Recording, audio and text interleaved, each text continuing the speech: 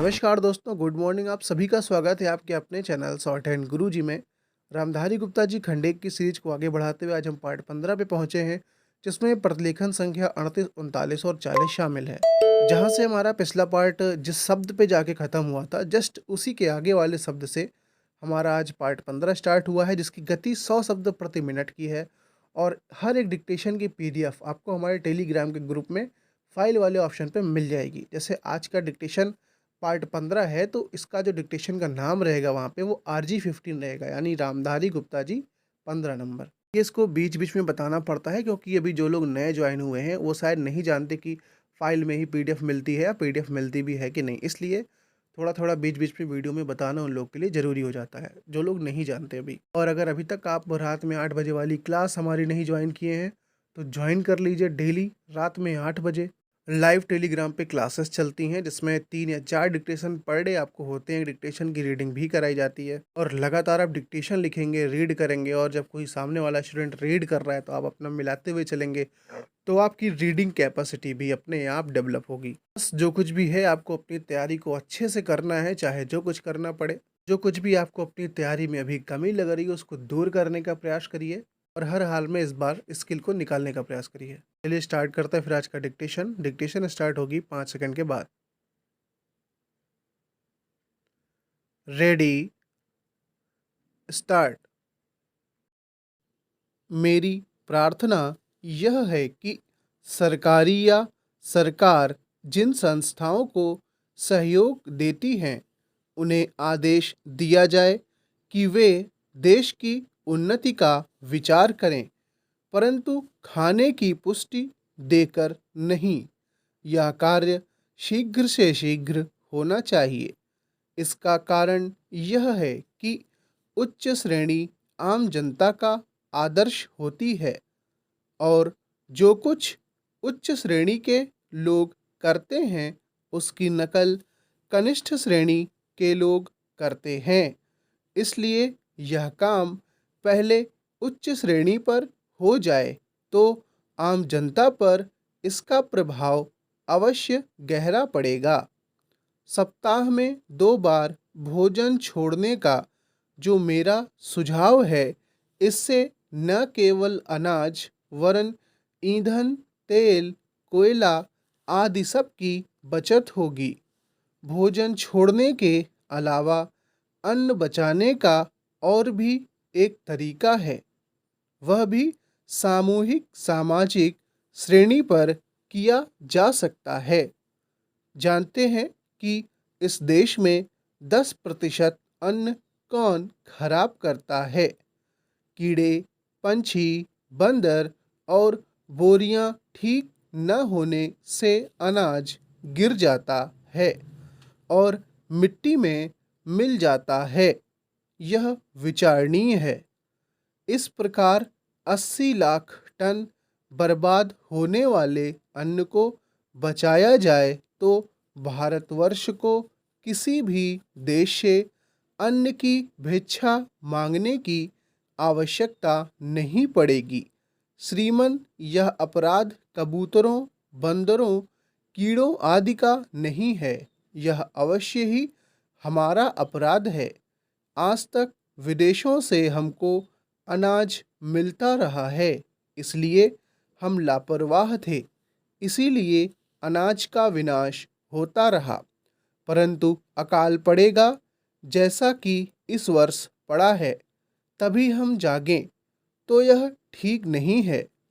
हमें अन्न के नाश को रोकने की सतत कोशिश करनी चाहिए।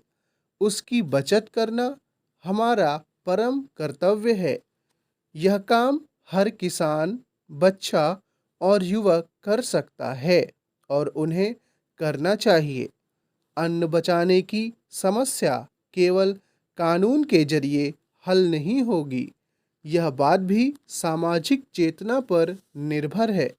अध्यक्ष महोदय, मैं निवेदन करना चाहता हूँ कि सरकार को यह निश्चय करना चाहिए कि इस बिल का सही उपयोग किया जाएगा। पुलिस को डाक द्वारा मत देने का अधिकार दिया जा रहा है, वह सही है। वह अधिकार इससे पहले ही दिया जाना चाहिए था। लेकिन आजकल चुनावों में जो गड़बड़ी होती है उसको दूर करने के लिए सरकार को मूल अधिनियम में संशोधन करना चाहिए। माननीय सदस्य ने अभी कहा कि इस बिल पर ज़्यादा वाद विवाद नहीं होना चाहिए, लेकिन हम विरोधी दल के लोग जानते हैं कि जूता कहाँ काटता है। अगर कांग्रेस पार्टी चुनाव से पहले गद्दी छोड़ दे और सरकार में न रहे, तब हम देखेंगे कि कांग्रेस को कितने वोट मिलते हैं। चूंकि चुनाव के समय कांग्रेस पार्टी के हाथ में सरकार रहती है, इसलिए उसको इतने वोट मिल जाते हैं। मैंने मध्य प्रदेश में देखा है कि हमारे कुछ कर्मचारियों को आरोप लगाकर पकड़ लिया गया है। इस संबंध में न्यायाधीश का निर्णय वहां की विधानसभा में पढ़कर सुनाया गया है। पुलिस के वोट लेने के लिए ही यह बिल लाया गया है।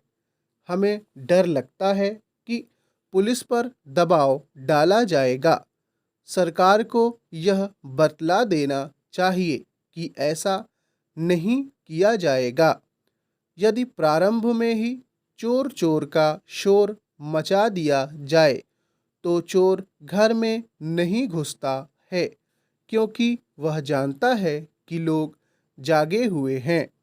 हम अपना यह शक और चिंता इसीलिए प्रकट कर रहे हैं ताकि सरकार इन बातों का ध्यान रखे और चुनाव में होने वाली गड़बड़ियों को रोकने की कोशिश करे।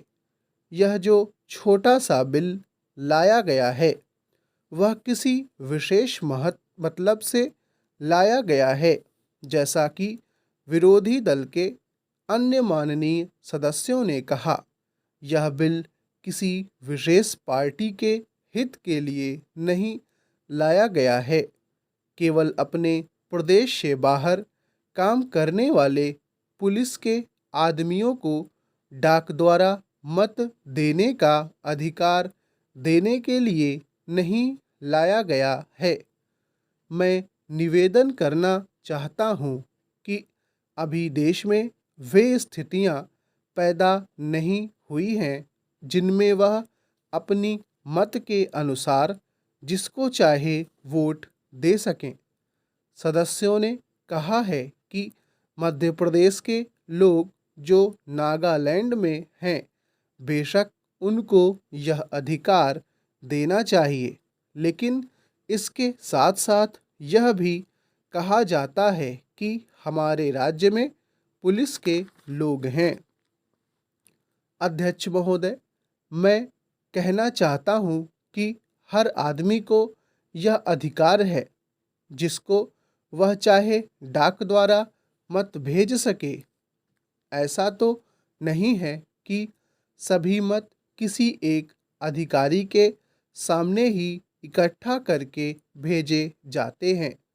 जहाँ तक इस बिल का संबंध है वह ठीक है, वह प्रारंभ में ही आना चाहिए था और मैं इसका समर्थन करता हूँ। मैं इस सदन के माननीय सदस्यों से भी निवेदन करता हूँ कि इस बिल को पास कर दिया जाए। खेती में उन्नति न होने का कारण क्या है? उसका एक कारण यह है कि खेती से संबंधित जितने विभाग हैं उनमें आपस में समन्वय नहीं है। खेती के लिए अच्छी खाद की आवश्यकता है, पानी की आवश्यकता है, औजारों की आवश्यकता है और धन की आवश्यकता है। इन सारी चीज़ों के लिए अलग अलग विभाग हैं। मालूम ऐसा पड़ता है कि उनका आपस में कोई संबंध नहीं है। वे आपस में मिलकर कोई योजना नहीं बनाते जिससे खेती की आवश्यकताएं पूरी होती। इसलिए जब तक उनमें आपस में तालमेल नहीं होगा, तब तक खेती की उन्नति नहीं हो सकती। दूसरा कारण यह है कि योजना की बिल्कुल कमी है। इसके अलावा कृषि कॉलेजों से निकले हुए जो स्नातक होते हैं, जो खेती की बातों को जानते हैं, उनमें से एक भी आदमी खेती करने के लिए तैयार नहीं है। सभी प्रोफेसर बनने के लिए तैयार हैं, खेती के लिए कोई भी तैयार नहीं है। एक बात मैं माननीय मंत्री जी से विशेष रूप से कहना चाहता हूँ। अधिक उपज न होने का एक कारण यह है कि जो खेत में काम करते हैं वे उसके मालिक नहीं हैं। खेत किसी और का है और काम कोई और कर रहा है। इसलिए मेरा कहना यह है कि किसानों में जब तक यह भावना पैदा नहीं होगी कि यह भूमि मेरी है, तब तक अधिक उपज नहीं हो सकती है। इसके लिए आप जब तक भूमि सुधार नहीं करेंगे, तब तक कोई बात बनने वाली नहीं है। दुर्भाग्य से इस देश में खेती करने वाले बहुत कम लोग ही भूमि के स्वामी हैं। स्टॉप।